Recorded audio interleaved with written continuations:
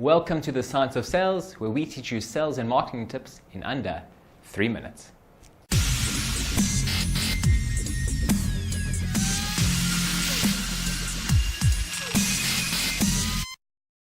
In this video, I'm going to show you exactly how to find customers when no one has ever heard of your brand.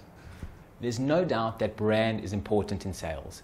And typically when a customer is researching two different companies, usually the company with the recognized brand wins more often than not.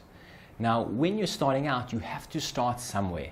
And a great way to leverage brand when you have none at this moment is actually to take a very popular brand within your industry and write great articles, not knocking it, great reviews and pros and cons about that brand in your industry to garner traffic from people already searching for a brand that they know about.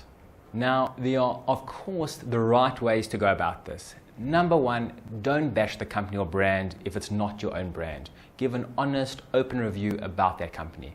Number two, make sure that brand is not copyrighted and that you have the ability to write about it. Number three, do give them a link to show that this is not your brand, this brand doesn't belong to you. And number four, it's not a bad thing to compare that brand against another brand in the industry. If you want to see exactly how to implement this for yourself, check out the link in the description below.